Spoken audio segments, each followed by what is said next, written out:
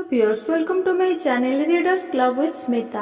आज हम Napoleon Hill का book practical step to think and grow rich book का 11 चैप्टर का थर्ड पार्ट पढ़ने जा रहे हैं। तर्क बनाम सृजनात्मक कल्पना।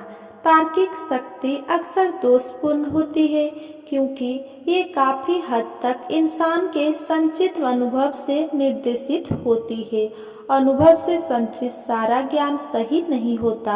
रचनात्मक शक्ति के जरिए मिले विचार ज्यादा विश्वसनीय होते हैं क्योंकि उनके स्रोत मस्तिष्क की तार्किक शक्ति के उपलब्ध स्रोतों से ज्यादा विश्वसनीय होते हैं। जीनियस और साधारण मशीनी आविष्कार में सबसे बड़ा अंतर ये है कि जीनियस अपनी सृजनात्मक कल्पना शक्ति द्वारा काम करता है, जबकि मशीनी आविष्कारक इस शक्ति के बारे में कुछ नहीं जानता। वैज्ञानिक आविष्कारक सिंथेटिक और सृजनात्मक दोनों ही तरह की ही कल्पना का इस्तेमाल कर सकता है।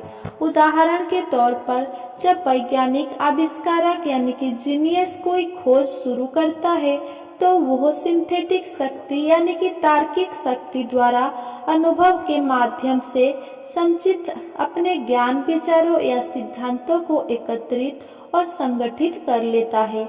अगर उसे लगता है कि यह संचित ज्ञान उसके आविष्कार को पूरा करने के लिए पर्याप्त नहीं है, तो वो ज्ञान के उन स्रोतों का सहारा लेता है जो उसकी सृजनात्मक शक्ति के इस्तेमाल से उसके लिए उपलब्ध है। जिन तरीके से वो ऐसा करता है वो हर व्यक्ति के साथ बदलता है, परंतु उसकी तकनीक का सार ये है।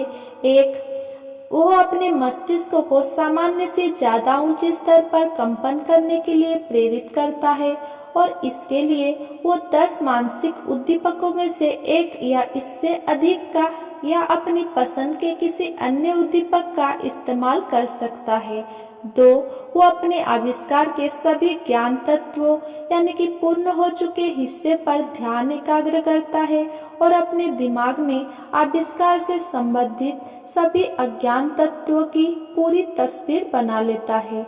वो इस तस्वीर को अपने मस्तिष्क में तब तक रखता है जब तक कि अवचेतन मन इसकी कमान नहीं संभाल लेता और फिर वो अपने दिमाग से सारे विचारों को साफ कर देता है और उत्तर के दिमाग में कंधेरने का इंतजार करता है।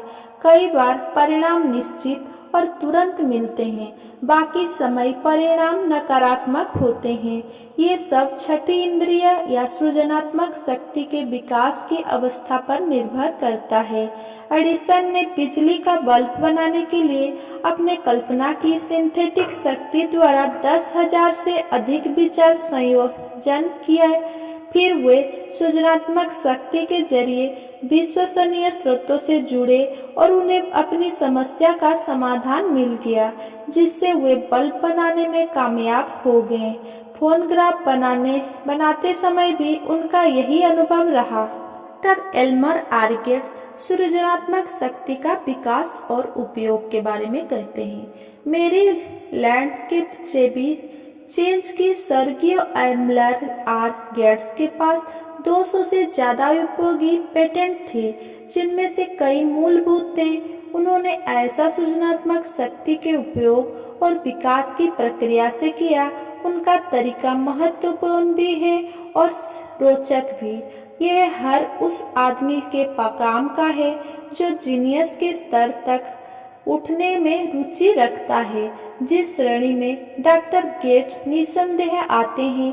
डॉक्टर गेट्स सचमुच महान थे, हालांकि वे दुनिया के कम प्रचारित वैज्ञानिकों में से एक थे। उनकी प्रयोगशाला में एक कक्ष था जिसे वे अपना व्यक्तिगत संवाद कक्ष कहते थे। यह साउंड प्रूफ था और इस तरह से बना था कि इसमें धूप अंधेरा किया जा सकता है। इसमें एक छोटी टेबल थी जिस पर वे अपना राइटिंग पैड रखते थे। इस टेबल के सामने दीवार पर एक बिजली का पूरा बटन था जिससे बल्ब चलते और बंद होते थे। जब डॉक्टर गेट्स की इच्छा होती थी, वे अपनी सृजनात्मक शक्ति के द्वारा उपलब्ध मदद ले तो वे इस कमरे में जाकर टेबल के सामने बैठ जाते थे और जिस खोज पर वे काम कर रहे थे बत्तियां बुझाकर उस खोज के सभी ज्ञान तत्वों पर ध्यान एकाग्र करते थे। वे तब तक इसी स्थिति में बने रहते थे जब तक कि कुछ विचार उनके दिमाग में कौंध नहीं जाते थे। उस आविष्कार के अज्ञात तत्व इस तरह से उनके दिमाग में आ जाते थे। एक बार तो विचार इतनी तेजी से आए कि उन्हें मजबूरन लगभग 3 घंटे तक लिखना पड़ा। जब विचार का प्रवाह समाप्त हो गया और उन्होंने अपने नोट्स देखे तो उन्होंने पाया कि उनमें ऐसे सिद्धांतों का विस्तृत वर्णन है जिनके बारे में वैज्ञानिक जगत में कोई ज्ञात सामग्री ही नहीं थी। यही नहीं, नोट्स में उनकी समस्या का जवाब बुद्धिमत्ता पूर्वक और सिलसिलेवार प्रस्तुत किया गया था। इस तरीके से डॉक्टर गेट्स ने 200 से ज्यादा पेटेंट हासिल कर लिए जिन्हें अध्यापक के मस्तिष्क ने शुरू तो कर दिया था लेकिन पूरा नहीं किया था। इस कथन की सच्चाई का सबूत यूनाइटेड स्टेट्स पेटेंट ऑफिस में है।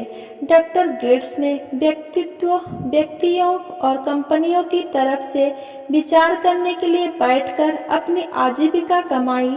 अमेरिका के कुछ सबसे बड़े कॉरपोरेशन उन्हें प्रति घंटे भारी फीस दिया करते थे ताकि वे उनकी खातिर विचार करने के लिए बैठें।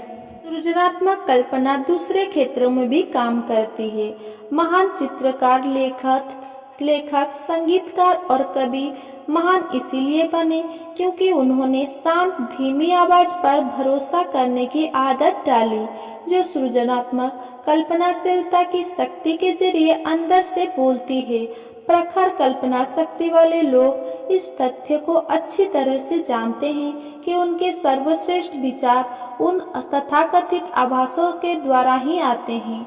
एक महान वक्ता तब तक महानता हासिल नहीं करता था जब तक कि वो अपनी आंखें बंद ना कर ले और सृजनात्मक कल्पनाशीलता की शक्ति पर पूरी तरह निर्भर ना हो जाए।